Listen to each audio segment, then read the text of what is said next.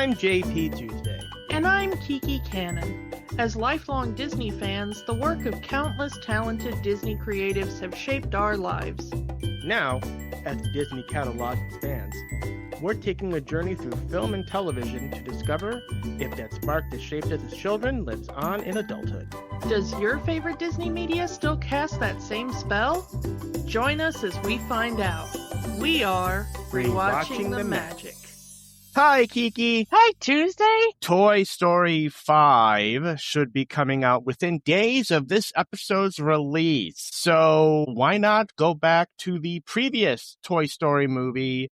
This week we're talking Toy Story 4, quite possibly the most divisive of the Toy Story movies so far. Again, 5 isn't out yet, so we'll get there when we get there. Yeah, it's already kind of had its share of controversy before even coming out that has nothing to do with the movie itself, really. I mean, 3 had a great ending. Andy giving away the toys to Bonnie, going off to college, and that we were given this idea that the toys would continue to get played with, and it was a great ending.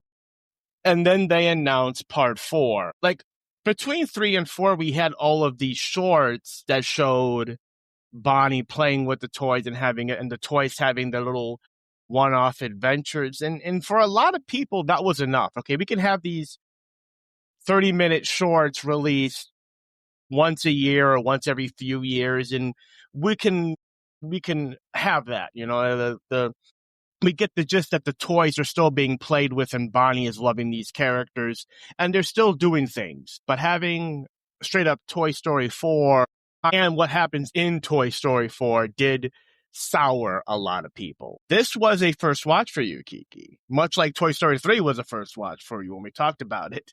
I think I really stopped giving a crap about this film series after 2. So, point where you kind of forgot what happened in 3. Yeah, I forgot what happened in 3 when 4 came along, because it starts off with Bonnie playing with the toys, and I was like, wait, how is Andy in college and his little sister is just starting kindergarten? And then I had to go look it up, and I was like, oh yeah, he gave it to like the neighbor kid or something at the end of the last movie, didn't he? Yeah. Yeah, that entire movie is just like, and we're gonna get to it in this movie, but that entire Toy Story 3 was just kind of like, toys go to a place, and then they go to another place, and then they go to another place, and then they're back home. Yeah. And then we get to Toy Story 4, and guess what? Yeah, we'll get to it. You can kind of say that about the first one and the second one too, but I feel like there's more memorable stuff in there. I don't know. Yeah. Most of our characters, it's Toy Story. The returning cast is everyone you expect. Tom Hanks, Tim Allen, Joan Cusack, Bonnie Hunt as Dolly, Kristen Schaal as Trixie, Wallace Shawn, John Ratzenberger, Blake Clark returning as Slinky Dog, replacing the dear departed Jim Varney. Yeah, and of course we got the big one, Annie Potts, coming back as Bo Peep. Yeah, because one of the big questions surrounding Toy Story 3 was, what happened to Bo Peep? What happened to her? Because all we got in 3 was like, the few toys that were left was like, all of our friends have been given away. Even Bo. Yeah, even Bo. And that was Woody's love interest. Like, from movie 1, that was Woody's love interest. And it's like, you can't give away the main character's love interest, you know? So yeah, that was the big question. What happened to Bo Peep?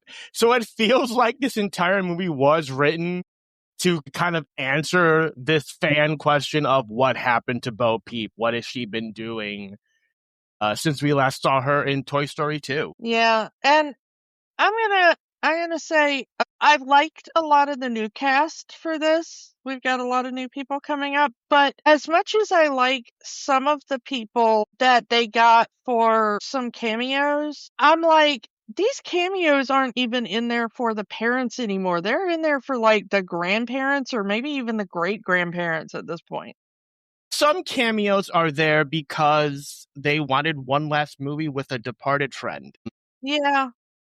I mean, let's get into it. Don Rickles, Mr. Potato Head, had passed away just before production started on this movie. So he never recorded any lines of this movie, but they wanted him in the movie. They didn't have the heart to recast him yet.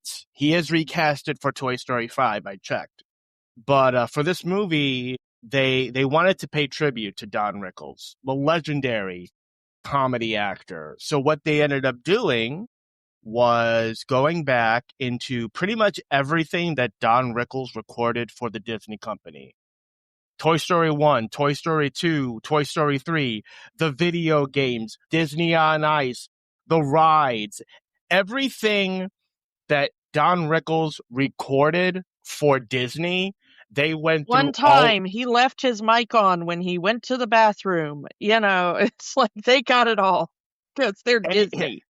Anything that they could get with Don Rickles in it took what could fit into the script and made it work to have Don Rickles having one final role in this movie. And on that, a lot of colleagues of Don Rickles wanted to be in the movie to say goodbye to their friend. And what do we get? We get Mel Brooks as Melephant Brooks. Yeah. And we get Carol Burnett as Cheryl Burnett. And Carl Reiner as Carl Reiner Rosserus. And Betty White as Bitey White. There's a lot of them that are just like in here for like 2 or 3 lines. Closet toys. Yeah, the closet toys that are there trying to be like, hey, Woody, you will age out of this. We have aged out of this and we've had to come to terms with it. And you're going to have to as well. Because, these movies are meant to take place like basically in the same year they come out, which is why Andy goes from being 9 in the first movie to being, in college and stuff by this point. And probably actually by this point, he's like probably married and has a kid or something. We just don't know because we're not following him anymore, Between 3 and 4, Bonnie should probably be closer to a teenager than she is because she was like 3 or so when we meet her in daycare. And in this movie, she's just starting kindergarten. By the end of the movie, she's starting first grade. Yeah. So this is like the first one that really is like back in the timeline a little bit. Yeah, so the timeline has not moved forward that much. And she looks to be around the same age in 5. Yeah, which is kind of annoying because they're trying to give her like modern toys, That's the controversy around 5 is like, kids don't play with toys anymore, kids play with iPads, Toys versus tech. Which is really ironic that the villain, it looks like, I mean, we don't really know anything about the movie other than a trailer or two, because it's not out yet by the time we're recording this, but like everything kind of looks like one of the sorts of villains, if not the big villain, then maybe a minor villain, is going to be like an iPad type toy, if you want to call it that, and the introduction of tech to young kids, which is really ironic for a company that was started by the Apple people. Yeah. It's like now Pixar has gone on long enough to like literally see its origins become the villain. Yeah. I wonder if there's a Toy Story 6, if it'll be about some like big toy conglomeration that is slowly buying up all the other toy companies so that they can just be like one big giant company that owns all the other companies. That would be an interesting plot, wouldn't it? As for our other new characters, Christina Hendricks as Talkie Tina, Chatty Catty, Gabby Gabby. Yeah, and this is really more Talkie Tina than Chatty Cathy because, and we've talked about Talkie Tina a lot on this, which is really weird. Like, how many movies have we done where like Talkie Tina has come up? We haven't. Well, I mean, Child's Play is technically not a Disney movie yet, but yeah, that is the. I mean, we've talked about my love for Chucky and Tiffany before, recently, in fact, because we talked about Jennifer Tilly. Yeah, this one is very definitely because they have her do the like my name is Gabby, and I love you, you know? And I'm just watching the movie, and all I can hear is June Foray in my head, like, my name is Taki Tina, and I love you very much, you know? My name is Krusty the Clown, and I don't like you. You, Homer Simpson.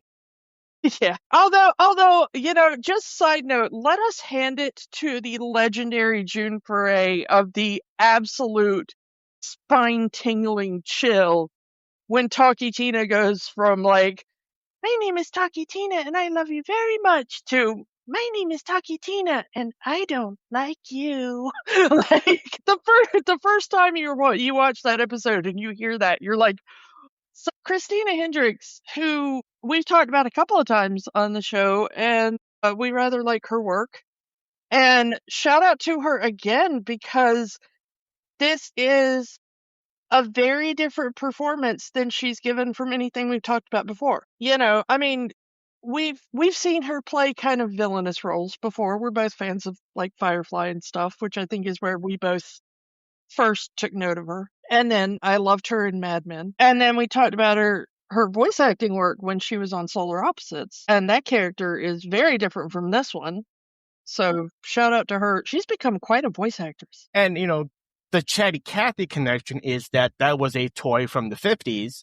Gabby, toy from the 50s. And we saw in Toy Story 2 that the Woody doll, Woody's Roundup, was a TV show from the 50s.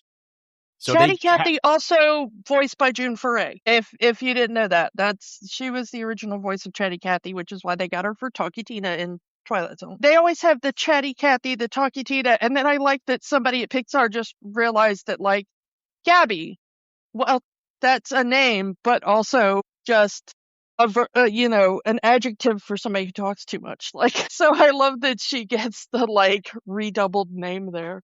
Yeah, and as part of our new cast, we get Ally Mackey as Polly Pocket Giggle McDimples. Yeah, it's a Polly Pocket Paw Patrol crossover. Yeah, Officer Giggle McDimples, and I do like she has the Lego minifig face flip gimmick.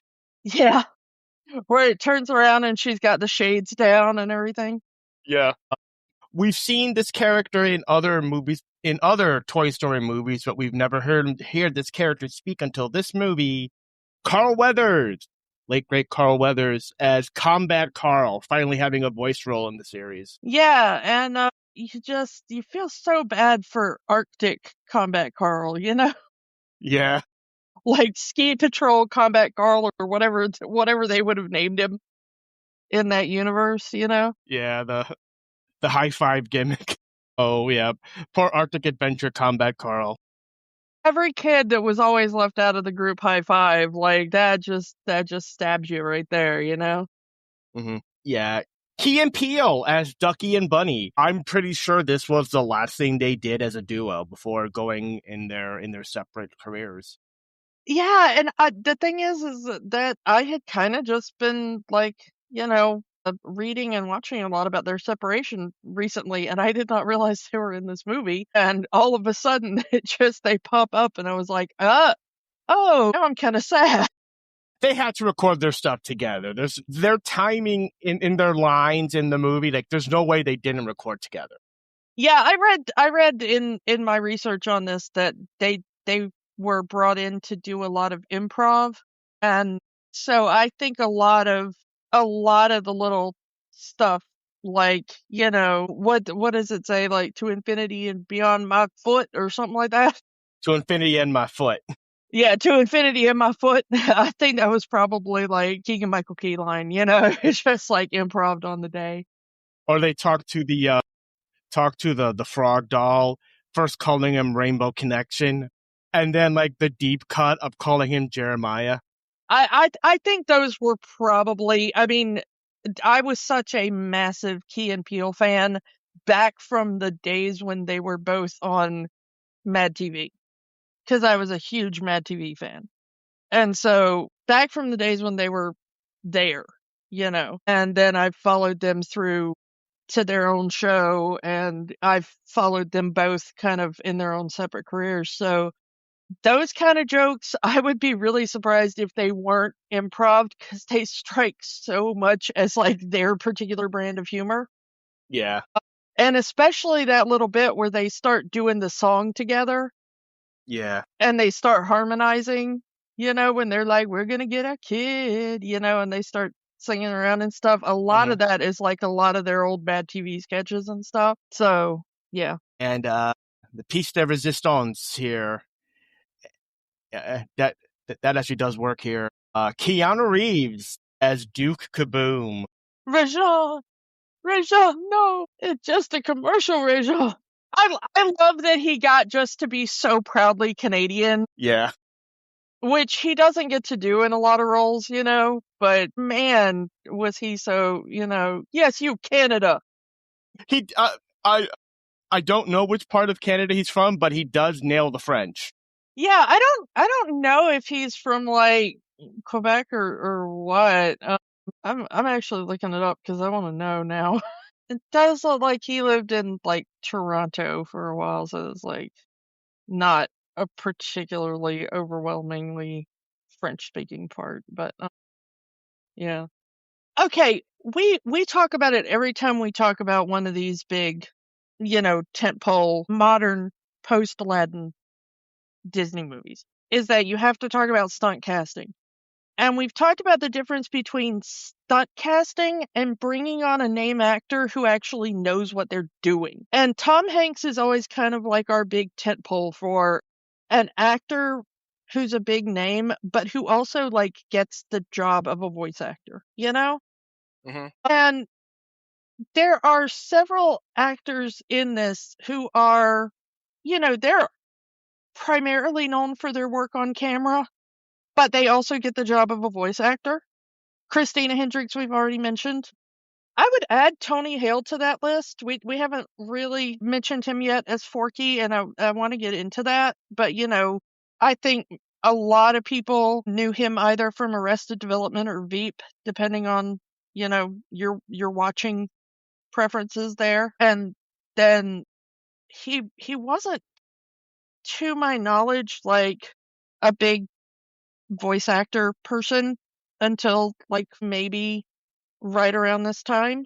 He did a couple of animated movies, but he kind of gets that because I actually had to look up who was doing Forky. There was nothing in that performance that I was like, oh, stunt casting, Yeah, because he actually puts a voice on for Forky. It's not, Tony Hale's real voice. He actually puts a character voice onto Forky. And, there are people I'm not going to slight. Kristen Schaal is in this. Kristen Schaal's an amazing voice actor, tons of work behind her. She's got one voice, but it works. Well, a lot of people have one voice, but it works, and they have good voice acting careers at that. I'll even put Keanu Reeves in there, which is kind of why I wanted to talk about this, because a lot of people would be like, Keanu Reeves, you want to stunt cast Keanu Reeves. But I'll tell you, Keanu Reeves has gone into a surprising amount of voice acting work more recently. Video games. He's the voice of Shadow the Hedgehog in the Sonic the Hedgehog movies. Yeah, but you take, like 3 of his big voice acting roles recently, okay? You take Shadow in the Sonic movies.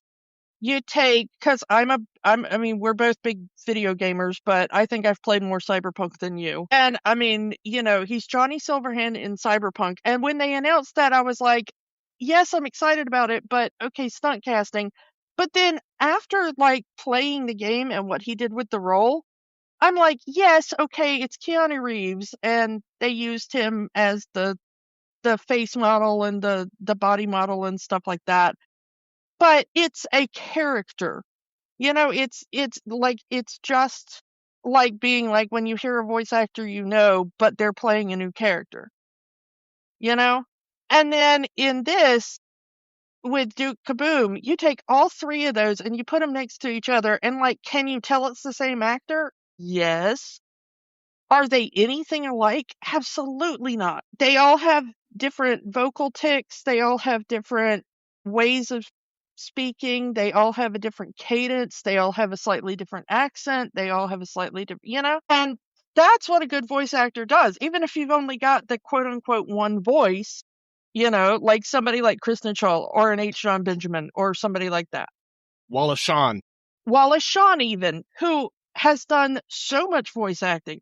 And yeah, okay, he's got the one Wallace Shawn voice, but all of his characters are slightly different, And you can put them next to each other and you can kind of figure out, like, even if you just heard the audio on its own, you can kind of figure out which character he's playing just on the audio. And so I'm going to give it to people like Keanu Reeves and Christina Hendricks and stuff, who I know were partially cast just for name recognition, but they are among that group of actors that are like, yeah, they might want me for my name, but I'm still playing a character and I'm still going to flesh it out. Also, I love that Keanu Reeves is just playing a motorcycle guy in this, which, if you know anything about Keanu Reeves, is just excellent. I mean, we mentioned it a few weeks ago, but yeah, it is just Evel Knievel. Yeah, I mean, this is Evel Knievel, but, Keanu Reeves is like such a huge motorcycle nerd. He's got his own motorcycle company and stuff, so, yeah, having him play, Evel Knievel basically is just so perfect. Canadian motorcycle guy playing a Canadian motorcycle guy? Yeah, I know, right? Eh? I think Evel Knievel was an American, but yeah, he's the world's, really. And I didn't realize it until I was looking at the credits, but Bill Hader shows up and as the carny that Key and Peele's plushie characters hate. And I mean, she was already playing the character, but I believe this is the last time Estelle Harris plays Mrs. Potato Head before she would pass away. Yeah. But let's get into the story. Like I said, it feels like the entire movie came from fans asking what happened to Bo Peep. And we are told that right at the beginning of the movie. We flash back 9 years to sometime between Toy Story 2 and Toy Story 3. Yeah. Andy is still a little kid. His sister still very young. Yeah, and we start the movie out with a good old-fashioned toy rescue. Andy has left RC out in the rain, and the toys have to rescue RC before he goes down the drain. And the drain just happens to be... He'll float down there Tuesday. We all float down here. You'll float too. Yeah. Come on, RC, don't you want to float? But I love how, the drain is right outside Molly's window, Andy's little sister. So, all of the toys have to team up. All of Andy's toys and all of Molly's toys have to team up to rescue RC. And I love how we kind of get, right at the beginning, a side of Bo Peep we've never seen in the previous one, a very assertive side. Bo Peep never goes on any of these adventures because she's a porcelain doll. She could crack and break. But when given the opportunity to actually show herself as a leader in that opening scene, she owns it. Yeah, because she's the one that rallies the monkeys in a barrel. And we finally find out that the sheep have names. Billy, Goat, and Gruff, which I do love. And they're girls. Thank you very much. Yep. That's Billy with an I-E, I suppose. Canonically, no. Canonically, Billy with a Y, which you go, sheep. It's Pride Month, after all. Everybody live their truth. I fully respect sheep as whatever gender presentation they wish. The cool thing is that they are. I love this whole string of all the toys we've seen before, and then it's like it's just not enough. It's just not enough, and then suddenly Woody realizes that he can reach the last couple of inches and grab RC.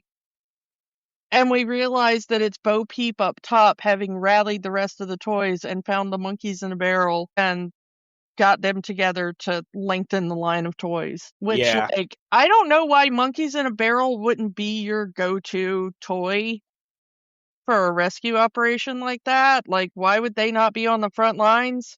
We haven't seen the monkeys in the barrel since Toy Story 1. I just realized that. This is the first time we've seen them since Toy Story 1, when they try to used a barrel to get to Woody, and after Buzz had fallen outside the window. Yeah, I mean, it's a good callback, but But yeah, we get a car coming up to the house as Molly no longer wants the Bo Peep porcelain doll. It's part of a lamp. It's her nightlight, and she no longer wants it or needs it, and they've given it to another family. And Woody can't accept that. Woody, I mean, like you said, this is his love interest. This is his girl. He's not going to let his girl go. I mean, it's a Pixar movie, so it's a very not even. I mean, this is like even below a G rating romance, They've only kissed once, and I think that was at the end of Toy Story 1. Like, they barely hold hands in this movie, and that's just like as part of action scenes, It's like this is a very chaste romance. And like he doesn't want her to go. He's pulling that box under the car saying, hey, come on out. People lose things all the time. We'll hide you and we'll get you back into Andy's room. And then Bo has to remind Woody, I'm not Andy's toy. I'm Molly's toy. And she has decided to get rid of me. We know how this goes. Cue the When She Loved Me reprise from Toy Story 2. Yeah, and I love in that moment, he's like, well, yeah, you're right. Kids lose toys all the time. Andy could lose me. He's willing to leave Andy to jump into that box just to be with Bo. Then he hears Andy calling for him and he just can't do it. Andy still needs him. Andy is running out into the storm to find him. Like, no, Mom, Woody is out there somewhere. It's personal want versus responsibility. He wants to be with Bo. He's willing to leave Andy just to be with Bo, but his responsibility as Andy's toy, he can't do it. Andy still needs him, even though Molly no longer needs Bo. And I love that opening scene because it's the start of their change in philosophies that goes through the rest of the movie. Yeah, I kind of want to talk about the change in philosophies of the Toy Story movies. Because the Toy Story series has had like a really weird change of philosophy, It's like Toy Story 1 was kind of like it's a buddy movie with a greater purpose, Like we're buddies and friendship is everything, but also we're friends because we have to be there for this kid, Toy's purpose is to make a child happy. Yeah. And Toy Story 2 is kind of like, what happens when the child kind of abandons the toy, Not like it gets lost or it, something other happens to it, but it's like, kid grows up, kid doesn't want to play with that particular toy anymore, And then you have that kind of existential crisis of like, the brokenheartedness and then like, well, but there will always be another friend, basically, there will always be another kid. You can't take yourself out of life and put yourself up on a shelf and whatever, because there will always be another kid. Yeah, I mean, in two, Woody's ready to put himself in a museum just so kids could adore him, but he gives that up because Andy still needs him. Yeah, but I'm talking about, the really big character arc is Jessie's, I think, in that one. It's like she comes from and she's the one that's like, come on, Woody, let's go to the museum and everything. Kids will outgrow us and you can't put all your faith in kids and whatever. And then 3 is kind of like, hey, as kids get older, the hierarchy of toys and how toys kind of get recycled, and eventually you end up with like, instead of like the loving kid that takes care of you and writes their name on your foot and all that kind of stuff, which I never did as a kid. Did you ever do that as a kid? Like put your name on your toys? Yeah, I never did that. I don't know where that.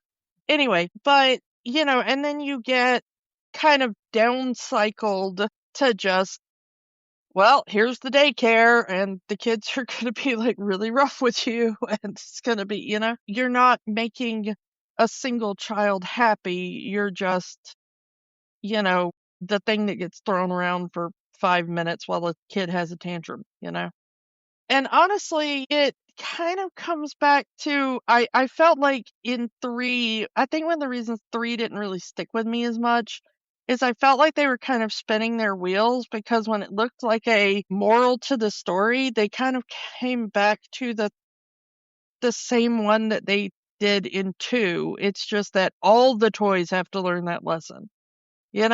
Like, oh, there will always be another kid, and Andy gives all of his toys to Bonnie, And in this one, the toys almost seem a stand-in, especially Woody.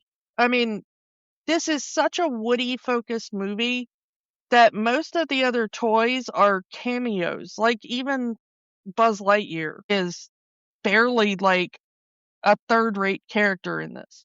And this one feels like Woody is the stand-in for the parent whose kid is growing up, or maybe has grown up and is moving away, and they don't know how to let that kid go. Because he spends the whole movie saying, like, I gotta do it for Bonnie, and sometimes he mistakes Bonnie's name for Andy, and, he seems to, eventually he snaps and tells Bo Peep, like, this is all I have left, He doesn't see any other path in life because he's so addicted, and he really takes this parent role on in a way that I don't think he has as much in the other movies. He's a leader to the toys, yeah, but he doesn't really seem to be parenting Andy from the shadows in the first couple of movies, or he doesn't seem to be trying to parent any of the kids in the daycare or whatever, And then all of a sudden, Bonnie is going off to kindergarten, and he's like, "No, I gotta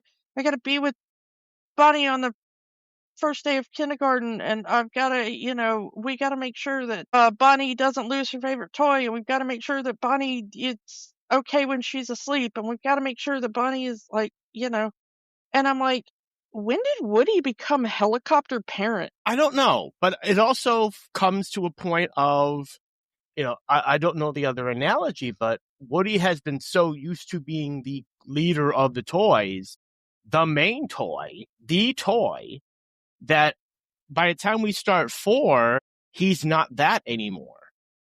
He is the closet toy. He's been thrown into a closet, and Jessie has kind of become Bonnie's favorite toy. This was one of the major issues a lot of people had with the movie.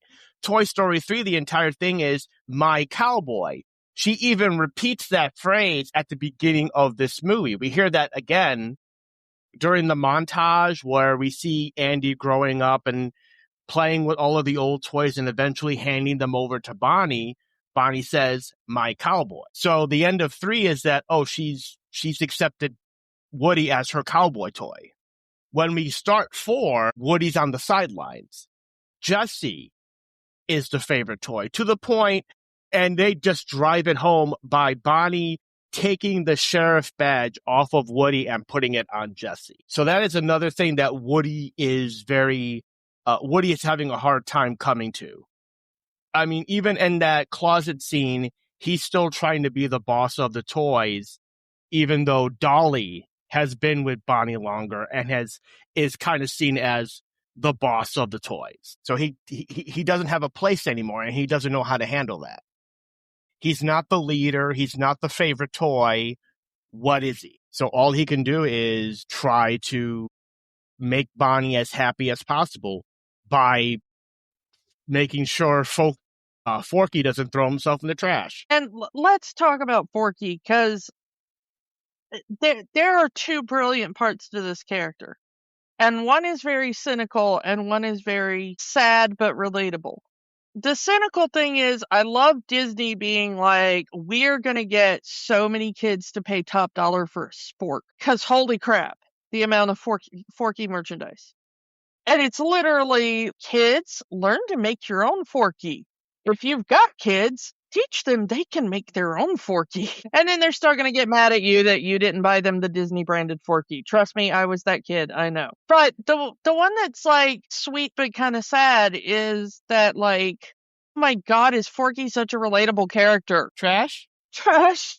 Trash. We are all trash babies. Yes, Forky, we get you.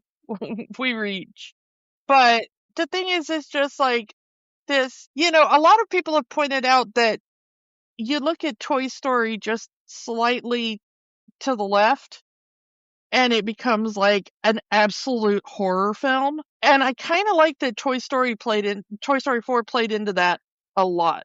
It also tries to ask the question, what makes a toy, and what makes not only what makes a toy, but what makes a toy come to life? And the answer is a child's love. And now, dear listener, we're going to pause so you can go throw up for like 4 days. I mean, yeah, it's just a fork, a pipe cleaner, some googly eyes, popsicle sticks, and like a little bit of putty to hold it all together. Yeah.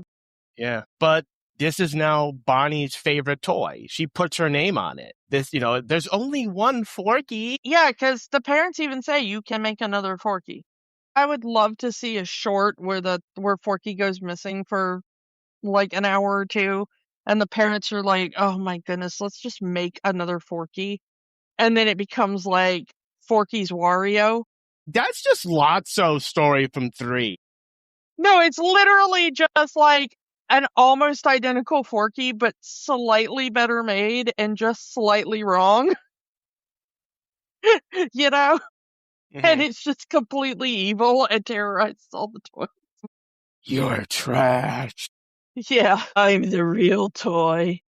But the thing is that, like, if I had been born with, some form of childlike sentience, like, yeah, okay, babies are sentient and everything. Don't come at me. But like, in that sense that, human babies develop so much slower than almost any other mammal, and it takes them a long time because of the way that, our brains are, and so it takes us so long to kind of fully get like a sense of self, a sense of the world around us, a sense of object permanence, it's why peekaboo works. It's a sense of language, a sense of, Mm-hmm. but like kind of a lot of other animal kingdom babies, including a lot of other mammal babies,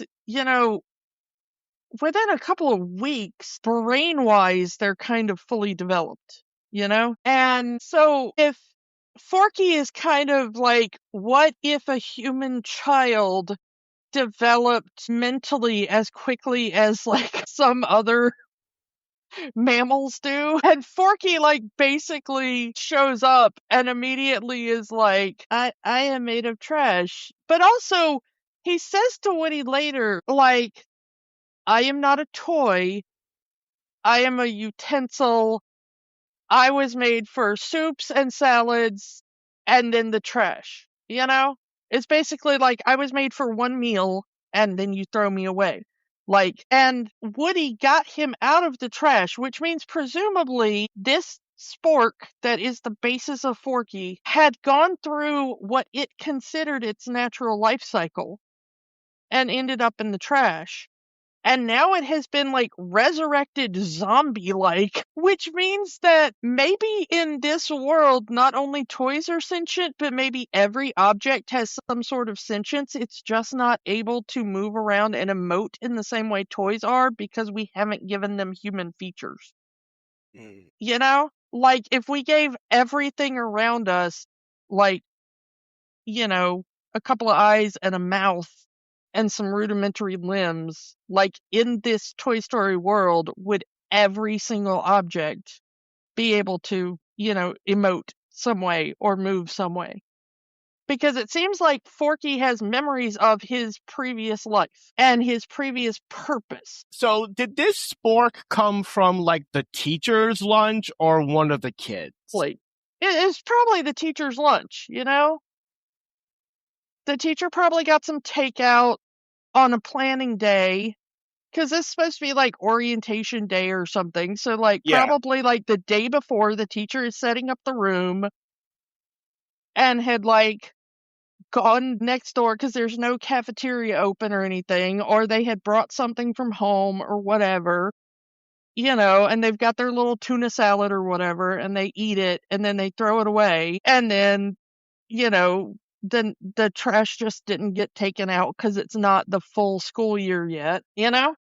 Yeah. So it's like, it's such a weird, like, yeah, they're playing into the, like, these are apparently immortal beings and the existential crisis of that. But then also, like, well, children make toys out of everything. One of my favorite toys as a kid was an airplane that I made out of the box that our new TV set came in. And it was like, when we were kids, TVs were huge because they were still CRT. And also, as a small child, I could fit inside that box. I could sit in it, and very cat-like, if I fits, I sits.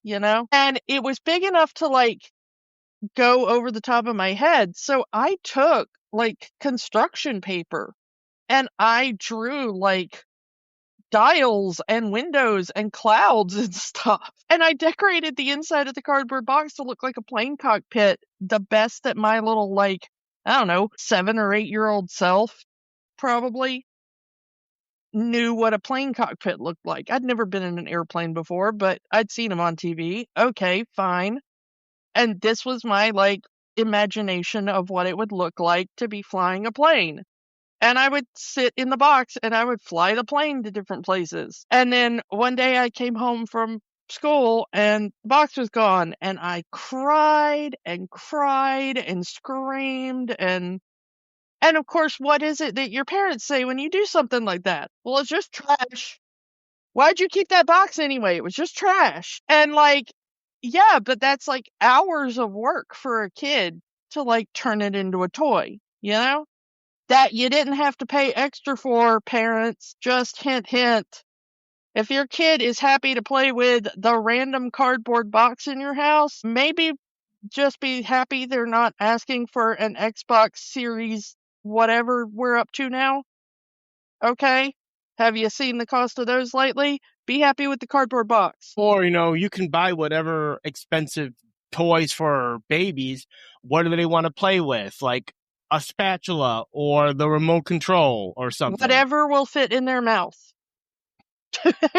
I mean, that'd be a hell of a Toy Story movie where a baby is playing with, like, the remote control and suddenly it comes to life. Yeah, I mean, it's really interesting because, yeah, okay, Bonnie makes Forky out of basically craft supplies, okay?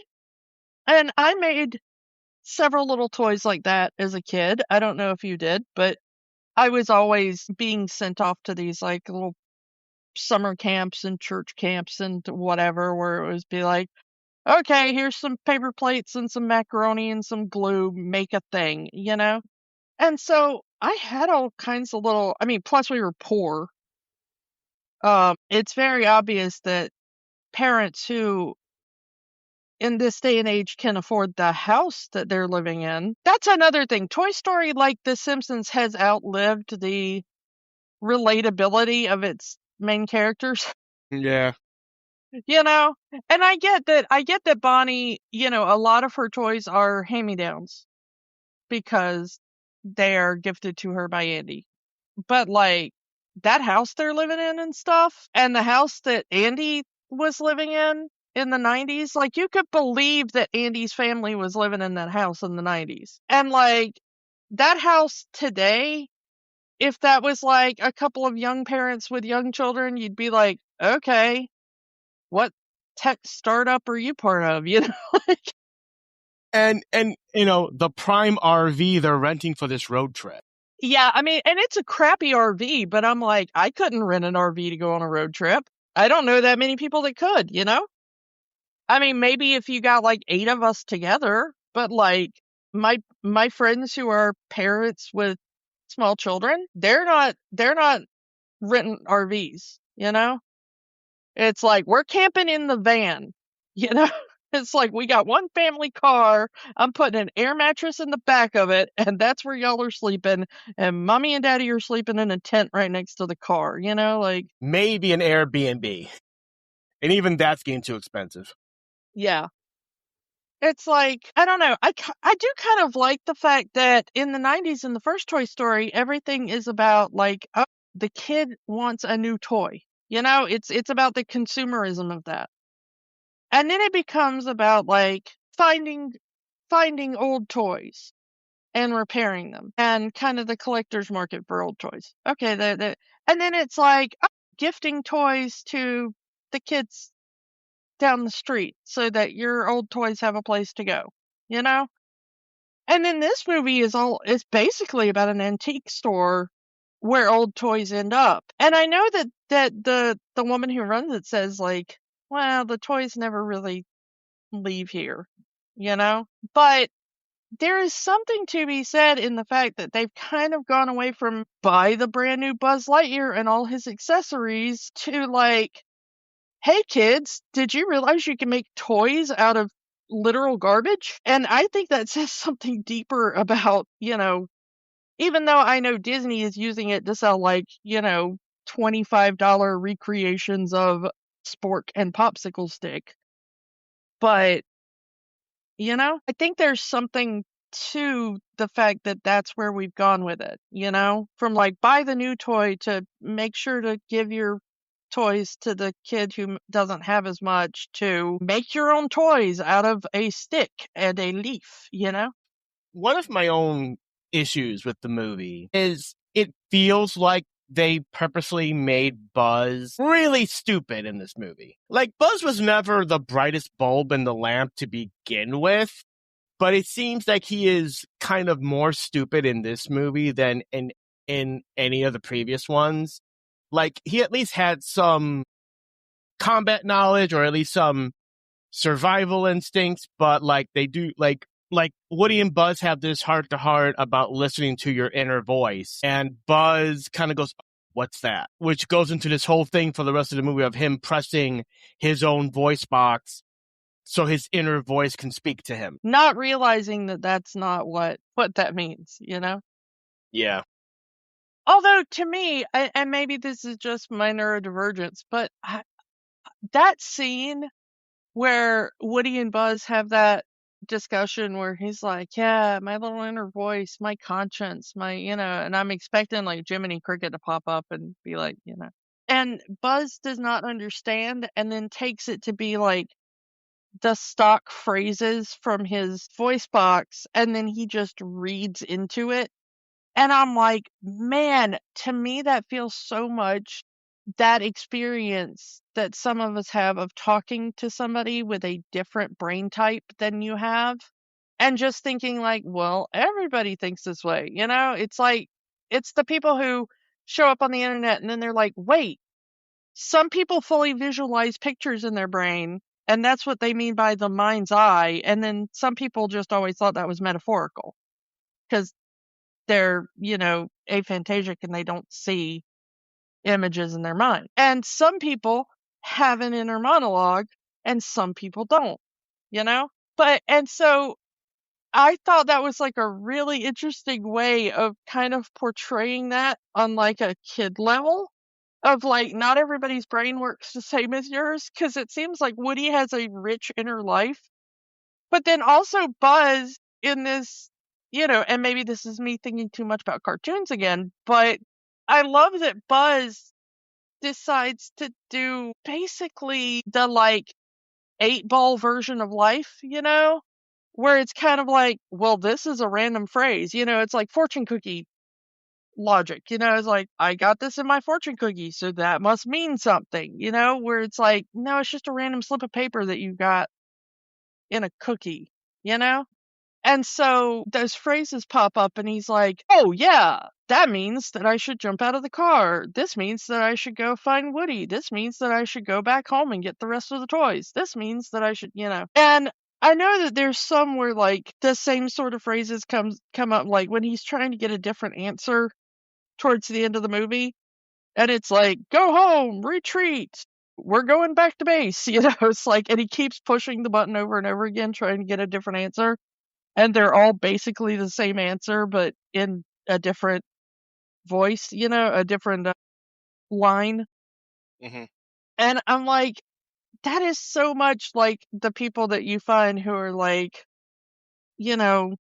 well, today my, astrology reading said, or something, like, and I was like, I kind of liked that. And I kind of liked that ending where he's trying to get a different answer kind of shows that he was kind of, that along the way he was kind of just hearing random phrases and interpreting them however he wanted, Yeah.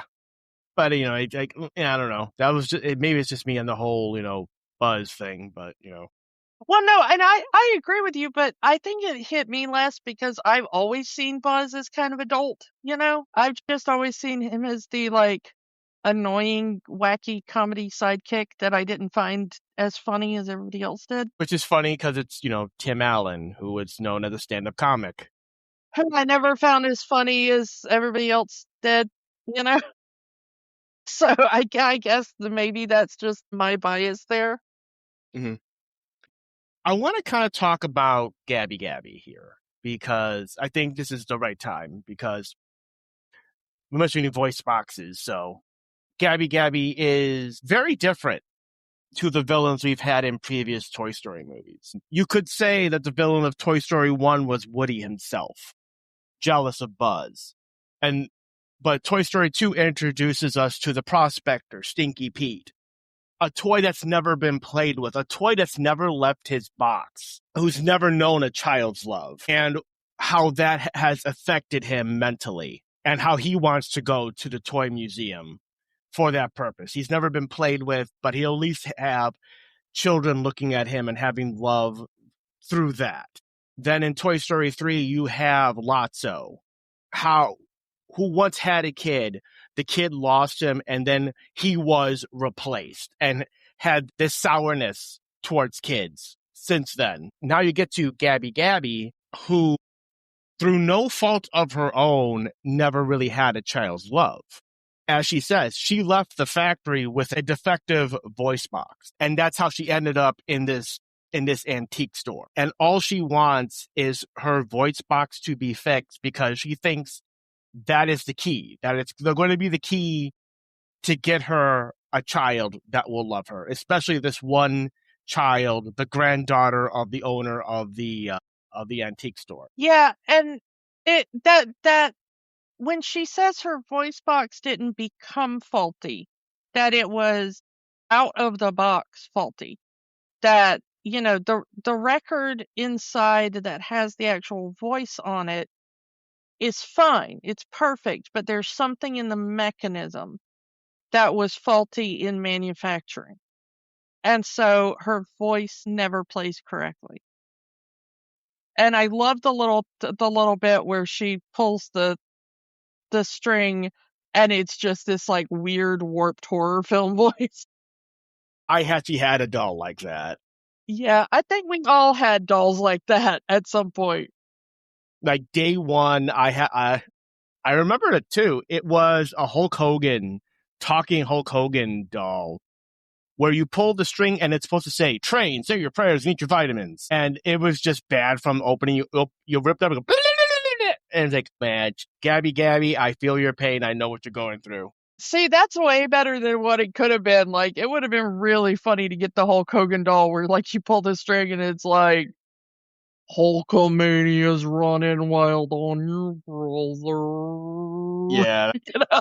Like that's just nightmare, Like, at least you just got like English gibberish, You were just like, broken toy, not nightmares until my 30s, like. Yeah. That did not work for me, brother. Yeah, I don't remember if any of mine ever like came broken out of the box, but one of my favorite toys as a little kid was basically like, we all remember this, and I think I may have even mentioned this toy when we talked about Home Alone, but in one of the Home Alone movies, there's that like talk boy or whatever. That little. Yeah. I basically had a doll that was sort of that, but in a doll. And so you'd push one hand and it would let you record, like, I don't know, 5 seconds of audio. And then if you push the other hand, it would play back the 5 seconds you had recorded. And it would only hold one recording. But at the time, that was like mind blowing, you know? Like, you have a doll that you can record your own voice on, or, you know, parents could record their voice on, and then the little kid could play it back and whatever, you know?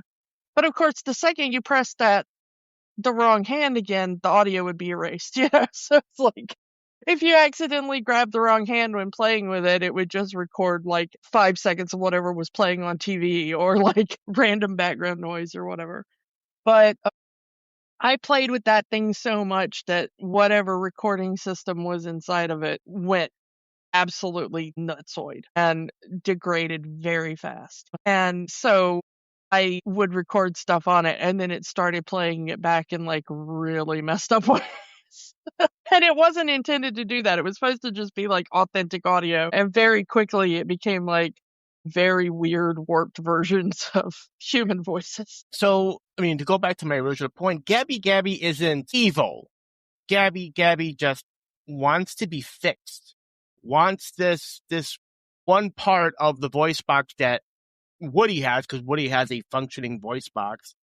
Like I said, they're both toys from the 50s, probably from the same manufacturing plant, compatible parts. So to get Woody's voice box so she can have a functioning voice box. So in her mind, that's the last piece of the puzzle to get a child that will love her. Yeah, and you can kind of read into her backstory that probably at some point in the 50s, when she was brand new, you know, little kid, brought home, and then it, you know, the girl pulled the string and it had the warped voice, and the little kid was like, I don't want to play with this, it's broken. And they either, you know, put it up on a shelf somewhere, or they gave Gabby away to, like, you know, a charity store or something, you know? Cue When Somebody Loved Me. Yeah, cue When Somebody Loved Me. This whole movie is just one long When Somebody Loved Me montage, in which I don't think that sound cue appears once, which is such a missed opportunity. They would have to pay Sarah McLachlan, and they're already paying Randy Newman for three songs in this movie. Yeah. If only Disney had the money to do that. Don't you wish? Yeah, but that montage song he did write for the movie, I don't want you to throw yourself away. I liked it. I mean, yeah, but it was also kind of a, I mean, pun intended, throwaway Randy Newman song. Yeah. It kind of sounded like a joke song that would show up on like Family Guy, or that Paul and Storm would have written. You know? It's almost a parody of a Randy Newman song. He probably had like, hey, we have this character that wants to throw himself in the trash. Can you write a song about something getting thrown in the trash, Randy? And give me a day, I'll think of something. And one day later, here's the song.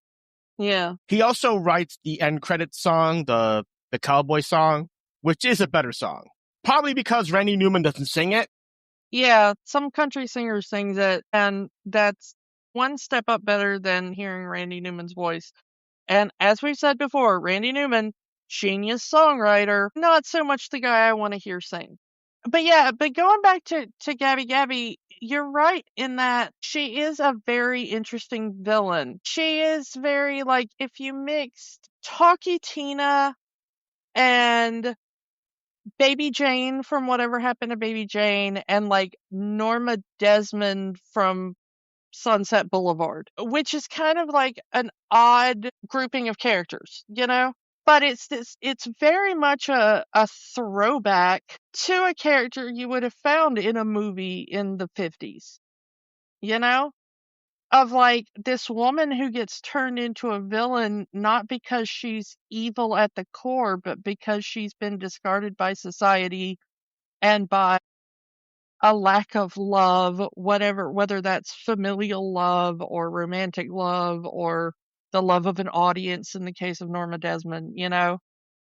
And you can kind of like wrap all of those into Gabby Gabby. And it's like this really throwback Hollywood character, which I kind of like because they style her that way too with the 50s theme, because she's got her like, what, 4, I think, henchmen? Yeah, ventriloquist dummies. Yeah, and I love the howdy doody shout out when Woody first sees one of them, and he goes like, howdy. And at first you're thinking like, oh, he's saying this is howdy doody, and then you're realizing like, no, he's an Old West cowboy. He's saying howdy, hi, duh. But I love the joke, you know. There's so many bits like that in this. Like, as much as the plot sometimes annoyed me, I love all the little shout outs. Like there's the one scene, and I think I mentioned this to you off mic.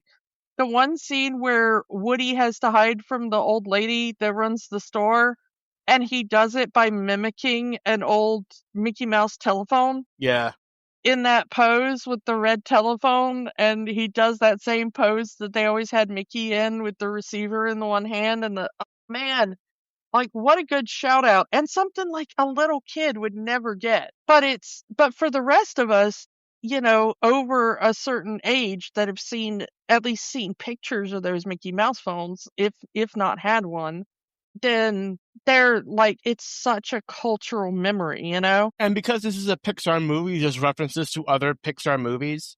The one that stands out to me is their little skunk RV car gets damaged, and the sheep are getting like junk to kind of repair it. And one of the junk pieces is the Ellie badge from Up.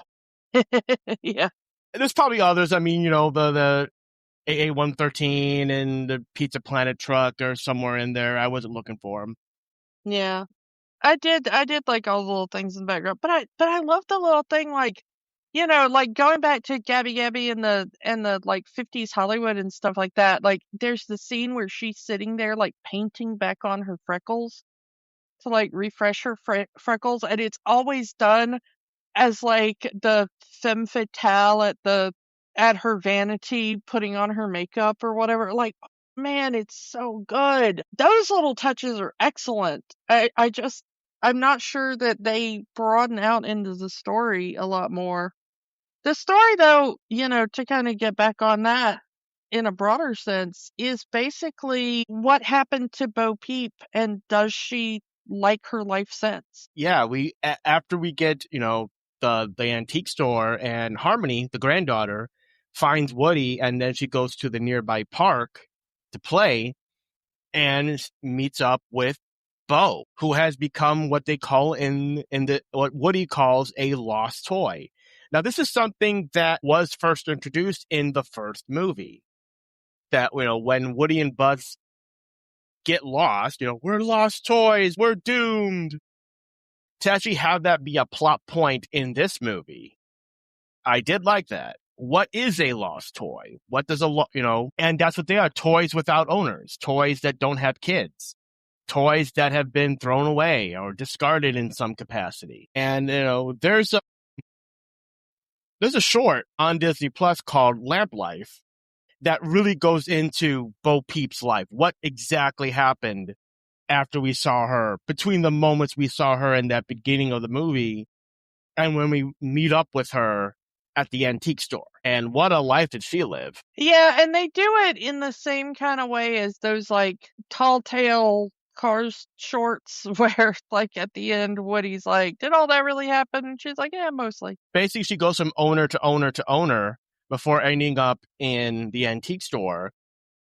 And then she's like, you know what? Screw this. I'm not going to wait for the next kid. I'm just going to go out and live my own life. And she and a bunch of, you know, Giggles and the Combat Carls, they're enjoying their lives as lost toys because they stay in this little park, and every day a new batch of kids comes and plays with them, and they're happy. Woody doesn't understand that because that's not his philosophy. You know, toys stay loyal to one kid and they get passed on to the next kid and so on. They don't just walk away and just go with whatever. And that's the, now that she's lived for a few years as a lost toy, Bo is very much enjoying the freedom that being a lost toy gives her versus Woody's wanting to go back to Bonnie, wanting to go back to his kid, even though his kid pretty much doesn't do anything with him anymore. He still wants to be there physically out of loyalty. Can we talk about the fact that, like, Bo Peep, before Woody shows back up, is just out there living, like, her best kind of, lesbian girlfriend life with her little Polly Pocket girlfriend? Yeah, and, like I mentioned, she is a ceramic toy, so she's got, like, tape holding her appendages onto her body.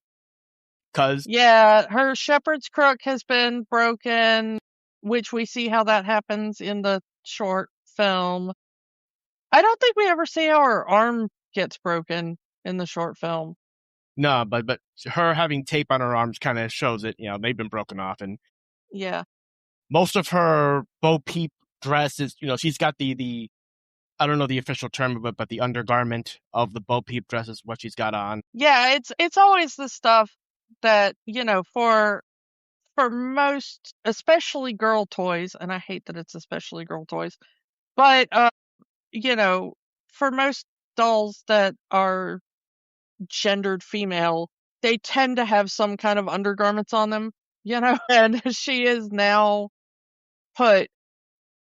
down to those, which are probably, like painted on or something at some point, given that she's porcelain. But all that big floofy dress and everything that she started out with, she's kind of gotten rid of, and now she's down to basically like a blue pantsuit, which is kind of her undergarment pantaloons, I do like that she's kept the skirt part and kind of wears it as a cape. Yeah, and I love that you can tell the sheep have been through some stuff, because they've got like little glitter stickers on them and stuff that are also kind of faded and torn in places and everything. So at one point, a child was playing with them and put stickers all over them. Yeah. Yeah. Unless they're a kid like me who still has like their entire sticker collection that has never been removed from the sticker backing, but I like that sticker. And what if I put it in the wrong place and then I have to get rid of the thing that the sticker is on? Then the sticker will go away and I'll lose the sticker forever, and then you have a panic attack. Or as Rex would say, the panic is attacking me! The panic is attacking me! Yeah. Which, man, I want like a shirt with that on it or something, because what a brilliant way to put that. Thank you, Rex. You have entirely reframed my mental health. Another Pixar reference is, and we've talked about this character before when we did our Pixar Shorts episode, Tin Toy makes a cameo, and it was just funny because Toy Story started out as a potential Tin Toy Christmas special, and then it got expanded, and eventually Tin was written out of the movie and replaced with Woody and all of that. So it's cool that Tin finally got his moment in the sun by being a cameo in the movie. Yeah, and I did love talk about your throwbacks.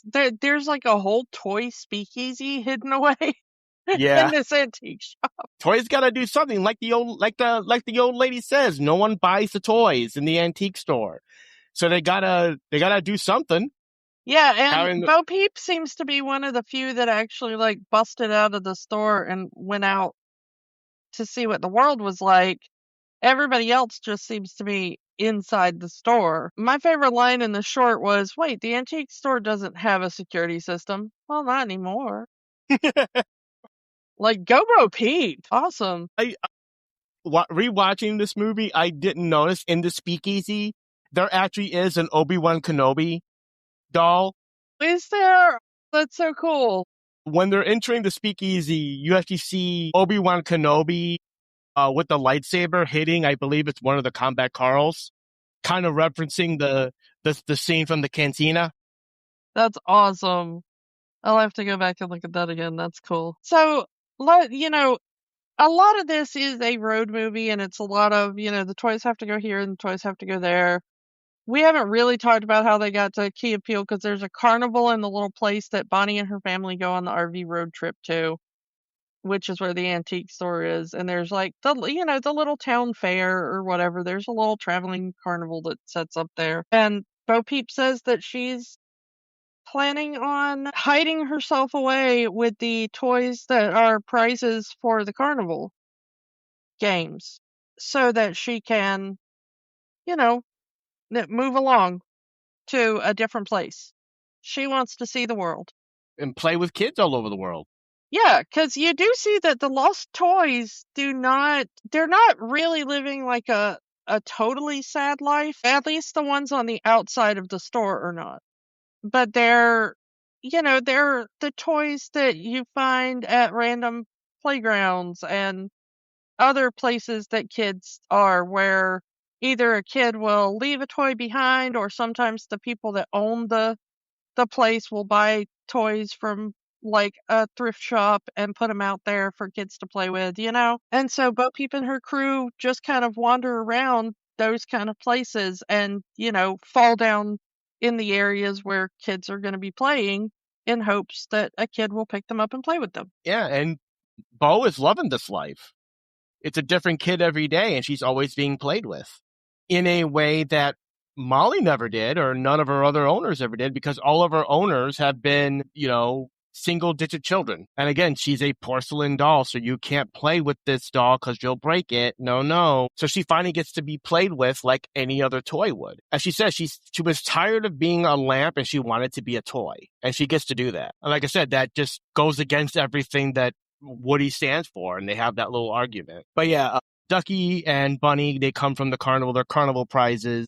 When Buzz goes out looking for Woody, he ends up getting captured, or found rather, by the carny running the prize game, and says, "Hey, vintage Buzz Lightyear, come and get it. If you win the game, you get this vintage Buzz Lightyear doll." But like I said, Key and Peele just riffing on. I'm pretty sure all of their lines are improv in some capacity. Like they're told, okay, here's the gist of what we want you to say.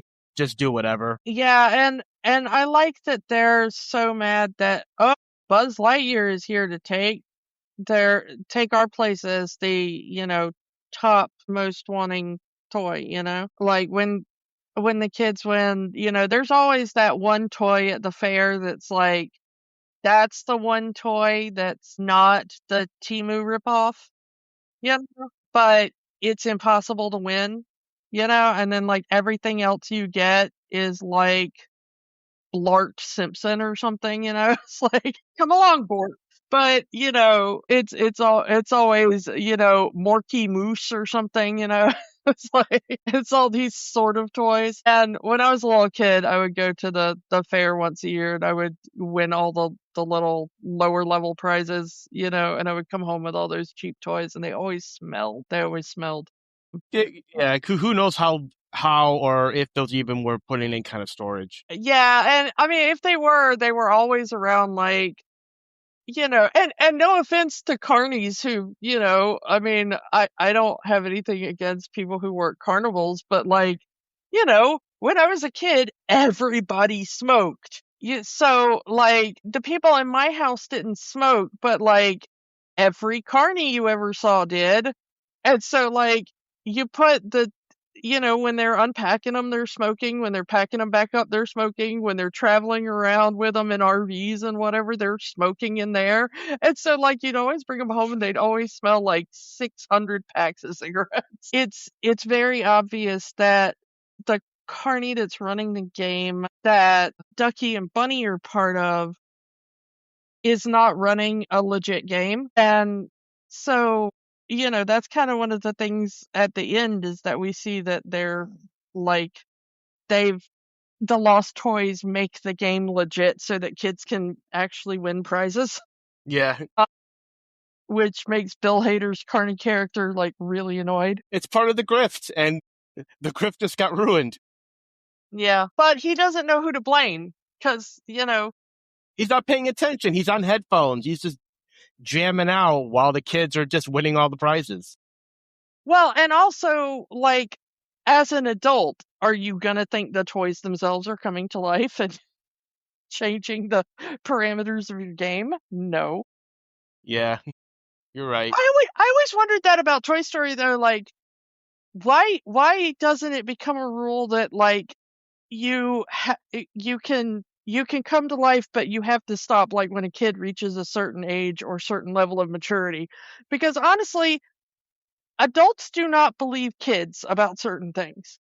And the way kids talk about their toys, they talk about them as if they are alive anyway. So, like, for the first few years of the kid's life, until the kid is like 5 or 6 or something, the toys could probably just, like, literally hold conversations with the kids and be themselves around the kid. And the kid would be like, yeah, mommy. And then Bo Peep got up and went over to Woody and they started talking about, like, and then the mom would just be like, yeah, that's cute. Okay, go play with your toys. It's only when a kid that's like 12 starts telling you that you start getting worried, Yeah. I mean, poor Sid. Yeah, poor Sid. He seems happy. Shout out to all the sanitation workers. You do a good job and we thank you for your service. He cleaned up his act. He played nice. Yeah. But I do, to get back into our story here, to get Forky back, Woody has to make the sacrifice, sacrificing his own voice box to get Forky back. It's the most noble thing a toy can do. Gabby Gabby has that little grandkid of the woman that owns the store, and she comes into the store all the time. And Gabby Gabby is like, if my voice box worked, that little girl would see me and she would fall in love with me and take me home. And that's her entire motivation for the entire movie. And Woody eventually does it. He's like, okay, you know what? My voice box, I've already got a kid. My kid isn't going to change their love for me either direction because of the voice box. So he gives it up to help out Gabby Gabby and to get Forky back. And then as they're running away trying to get back to Bonnie, Forky looks back and sees Gabby Gabby in a position for the little girl to find her. And he goes, no, Woody, look, it's happening. And we see the most heartbreaking moment in the movie, which actually kind of got me, which was that the girl pulls the string and the voice box works perfectly. And she went, hey, Grandma, I found a doll. And the grandma says, you can have it if you want it. And the music swells. And then she goes, nah, and throws her into a box and runs off. And it's just the most heartbreaking thing. You can imagine that that's kind of what happened to Gabby Gabby with her first kid, is that her string got pulled once and the kid heard the voice not work and went, oh, and threw it in a box or put it on a shelf or whatever. And then now she's perfect in her opinion. And even then, the kid does the exact same thing. Yeah. And I love in that moment, Woody says, new plan. He puts Forky in Bonnie's backpack because she had forgotten her backpack the last time they went into the antique store, and Bonnie's parents come back and pick it up. He says, hey, when you get back to the RV, tell Buzz and the gang to meet us at the carnival because he's going to get Gabby a kid and it's going to be Bonnie. Yeah. Come on, Gabby, you can come home with us. Bonnie will absolutely love you. You will be her favorite thing in the world. She will love you. You can be part of me and the rest of my family of toys. It'll be fine. And there's, that great sequence, which is mostly visual, so we'll kind of skip it. But, there's the great sequence of them escaping and, shenanigans with the cat, and it's very cute and funny. And shenanigans with the RV. Shenanigans with the RV, where the dad almost gets arrested. What is with the unicorn wanting to get the dad arrested? Maybe he just doesn't like the dad. Yeah, maybe the dad stepped on him or something. He's like holding a grudge. We've seen that the dad does that. The dad is kind of rough with Woody at one point. Yeah. But, I love Kristen Shaw doing, like, trying to be the voice of the GPS. Like, no, go right. No, go right now. Take another right. I kind of would love if my GPS sounded like Kristen Shaw just yelling at me. I mean, yeah, unless somebody should get on that. I need a Louise Belcher GPS voice mod. Not AI voice. The actual Kristen Saul. Pay her. The actual Kristen Shaw getting paid for it. Thank you. I will pay top dollar to add that to my, Google Maps or something. Thank you. But, they finally all end up at the same place, and you're like, okay, Gabby and Bo Peep are gonna get back together with the rest of the gang. They're all gonna go back and, live with Bonnie, and Bonnie is gonna love them, and everything's gonna be happy. And then Gabby sees a little girl, like, off in the shadows, and Gabby's like, I think she's lost, like me. And I love how, like, Woody kind of gets it. Okay, go. It's okay. She needs you. And I think that's the thing before, is that Gabby just kept ending up with kids that didn't need her, They had access to her, but they didn't need her. And she positions herself so that the little girl can find her, while she's standing there lost and alone and crying in the carnival, and says, like, she pulls the string and the voice box says, will you be my friend? And she's like, okay. And having that doll there, and now that she's not doing it for herself, but she's doing it for the doll, the little girl has the ability, the bravery to go ask a security officer, like, hey, me and my doll are lost, and they're able to find the parents very quickly because the parents were already looking for her and security was already looking for her. And I like that they did show that between the toy and the kid, that just having that, like, comfort object there was able to give the kid enough bravery. And I love how all the toys are just looking at that magic. As Forky said earlier in the movie, it's happening, but this time we get the happy ending version of that moment. Yeah. And then comes the thing of, like, well, what happens to Bo Peep? Because Bo Peep has kind of told Woody repeatedly over the course of the movie that she is very happy being a quote unquote lost toy. She's very happy not having one kid, but just kind of bouncing around from kid to kid, giving moments of happiness and helping other toys. And Woody hasn't been able to comprehend that, but he finally sees it over the course of the movie with a couple of different, moments and the perspective of all these other toys, And so he's going with Buzz, and Buzz is the one that kind of realizes it. And she'll be okay. Yeah. Yeah, he said that and we think, oh, Bo will be okay. And then he says it again, Bonnie will be okay. Bonnie has her parents and plenty of toys to look out for her. Bonnie doesn't need Woody anymore. This was another major point of contention that some fans had with the movie, of Woody going against his own philosophy. As he said earlier in the movie, loyalty to a kid.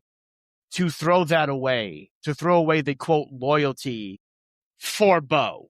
I mean, Bonnie had written her name on Woody's foot too, So why doesn't he go back? Why, but, it started the Toy Story should have ended at 3 discourse that still goes on today, even as the 5th movie is about to be released. Woody is not really acting at a lot of points like the Woody that we knew through the first 3 movies. Like, he's very much acting like a parent whose kid is growing up and not needing him anymore. And everybody's saying, like, it's okay for you to, try to find out maybe not who you were before you had a kid, but, like, who you are now. Like, yeah, you're a different person, you're older and everything, but, like, you're still your own person, you're not just your kid. And there comes a point in a parent's life where it's like, okay, the kid doesn't need me as much now.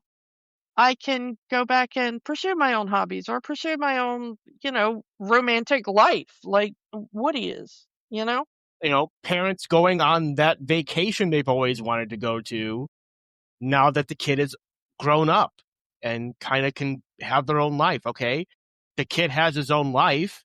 We can have our own life. We can go on that cruise around the world that we always talked about.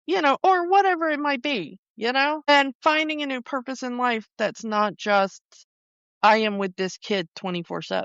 And if you look at it from that angle, it's a pretty good story of somebody kind of looking at you and being like, your kid will be okay. Your kid has other resources, you know? And Woody kind of finds a new meaning in his life, a new purpose, I guess, for lack of better words, which is that he goes off with Bo Peep and they kind of live behind the scenes at the carnival, helping all these other toys find kids and presumably getting out and seeing a little bit of the world and maybe you know, going to a nearby playground or something while they're there and, in the little RV skunk, getting played with for a little while, coming back to the carnival. Going to the next town and whatnot. They seem to have, based on those little mid-credit, post-credit scenes we see, he seems to be doing well for himself. He seems to be doing well for himself and enjoying this new life with Bo. But I can understand some of the older fans' resentment for Woody kind of abandoning the philosophy. I think it's a lot of things of not wanting to let go. That there are these, no offense, but there are some fans of some properties that do not want their characters to grow or mature or change from what they're familiar with, because then they're not those characters anymore. So for them, Woody becoming a lost toy is seen as a betrayal of the character and not a growth of the character. The movie is telling you this is a character growth. And based on your descriptions of a parent, seeing it through the eyes of a parent letting go of a child, it is character growth. But the people who critique the movie are seeing it as character assassination, that he would do this. Woody would never do this. Woody would never abandon his child. My father always had a saying that if you meet somebody and then you meet them again 20 years later, you're meeting a completely different person. And that's true whether you're meeting somebody who's like a little kid and then you meet them 20 years later when they're an adult, or you meet an adult at 20 and that same adult at 40, you are meeting essentially a different person. They might have some things in common with the person you met before, some of the same likes or dislikes or whatever, personality traits. But so much has happened in that 20 years that they're going to be effectively a different person that you have to get to know all over again. And honestly, how long has it been for Woody in the context of this movie? It's been like 20 years, hasn't it? I mean, it's been 9 years. Okay, the movie literally tells us it's been 9 years since relatively Toy Story 2. Yeah, and it was a few years before that, and he had been with Andy like his entire life, basically. So yeah, even if you take it as like Woody was brand new in box somehow still in the 90s, So if we go from if he has known Andy all of his life, and Andy was 18, 19 when he went off to college, and it's been a year or ish with Bonnie going from being in a daycare to being in kindergarten and being in first grade. Yeah, that is 20 years. So basically, Woody has grown into a different person, according to my father's theory, which I've kind of found true, honestly. Sometimes you don't notice the change if you know the person that entire time, but a lot of people change their life view and the way that they look at the world and the way that they want to, or one day you want to be this profession and then you find out like, yeah, that doesn't really suit me. I want to change professions and go do something else, or I'm done with this hobby. I want to do a different hobby. It's okay to outgrow things or to change your mind or to change your worldview. And it's okay for characters and stories to change in that same way. So I don't know, maybe as fans we need to stop being like this character. Now, granted, maybe if it's a shorter term, maybe if in Toy Story 1 he's like, and then Toy Story 2 was like 6 months later and he's like, no, abandon your child, go see the world, then I'd be like, okay, that's a little weird. But honestly, as a character progression for the character, it doesn't strike me as that weird, except for that he suddenly becomes a lot more dad-like to this kid. But then again, he says, it's been so long, but I don't remember Andy being this difficult. Maybe he was like that to Andy, and we just never got to see it because we came into the story when Andy was 9. Let's talk about those post-credit sequence, though, because they were pretty fun. So like we said, we get the lost toys in the carnival, yeah. And then we fast forward to Bonnie's first day of first grade with Jessie going with her. And we kind of get a retread of the earlier scene. Oh, hey, Bonnie made a friend at school. She's growing up so fast. No, she made a friend. And we get, I don't know what this character's name is. I've been calling this character Knifey. I think everybody's been calling this character Knifey. I don't think the character has a canonical name. If it does, I wasn't able to find it easily. But yeah, it's a plastic knife with googly eyes and pipe cleaner arms and a little skirt. Popsicle stick and a little paper skirt. Trash? No, you're a toy. We're all toys. Yeah. How did I come to life? I don't know. Yeah. That conversation between Forky and Knifey is just amazing. I like how Forky kind of takes the lead because he's been through this before, but he really doesn't know why they're alive. Yeah, and it's good to know that Bonnie has played Knifey Spoony before. And according to the trailer, these two characters get married. They are husband and knife. Oh, the puns, they hurt. But yeah, and then we do get a bit at the end the Pixar logo with Duke Kaboom kind of going over the Pixar logo, and then Arctic Adventure Combat Carl finally gets his high five from Duke Kaboom. Yeah. And what's better than a high five from Keanu Reeves? Come on. I do love how they waited until the post-credit scene to finally give a Keanu Reeves, whoa. Because, it's Ducky and Bunny have from the throughout the movie have the little fantasy sequence of breaking the rules and killing people. They don't say it, but they for some reason want to kill this old lady that runs the antique store, and they want to probably justifiably kill the carny that's been running this game. Again, it turns into a horror movie for just a few seconds. Yeah. Where all of a sudden Ducky and Bunny become kaiju and they're shooting lasers out of their eyes. And fire breath and yeah. You two can do that? Yeah, of course we can. Yeah. I wonder how much they had to pay Keanu Reeves to give a whoa. Because it's kind of everyone knows that's kind of his thing. Yeah, I mean, I don't know. It's just like, you reckon he sees that in a script and goes like, oh, man. At least it's a cartoon. At least it's done for a gag. I can get behind it. At least it's a good joke. Yeah. And I'm just glad they didn't give Duke Kaboom a dog. Yeah. Yeah. Yeah. Totally different movie. Yeah. But yeah, that's Toy Story 4, and yeah, Toy Story 5 is coming up soon, and yeah, toys versus tech. I'm not sure how that's gonna go, and then probably that may not even be the story that they go with. That may not be the plot. All we have is the trailer to work with. We have not seen the movie yet, so we're not really sure what else is going to happen in this movie. And yeah, there's probably going to be a Toy Story 6 in like 10 years, and a Toy Story 7 10 years down the road. And I mean, Tim Allen and Tom Hanks are going to be playing these characters till they're 90. But at least it's a steady paycheck for Tom Hanks' brother.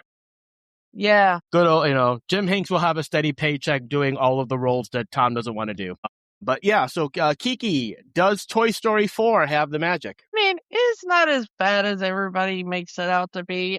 I kind of enjoyed watching it. I think I enjoyed watching this one a little bit more than I enjoyed watching part 3, because I thought the villain, quote unquote, was more interesting. I thought Forky's existential crisis was really annoyingly relatable, and Bo Peep getting to be just a bad peep, like she was a bad peep,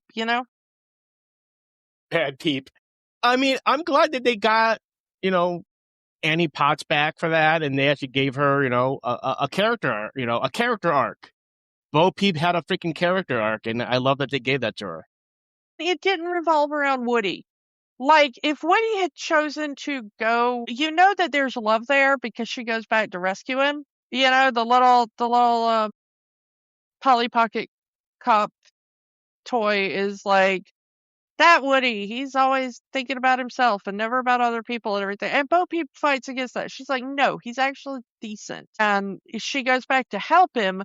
But in the end, she's not going to go back to her old life just because Woody is there, which I find great. Like, thank you for not doing that to her character. She had so much interesting character development. And I'm not sure if I would have written it with Woody leaving the group to go with Bo Peep, but I like that outcome better, I guess, because it's growth for him where it would be a reversion for her if she went with him, If he goes with her, it's growth. If she goes with him, it's a reversion to her old character. And, that old character was just kind of, bland and boring.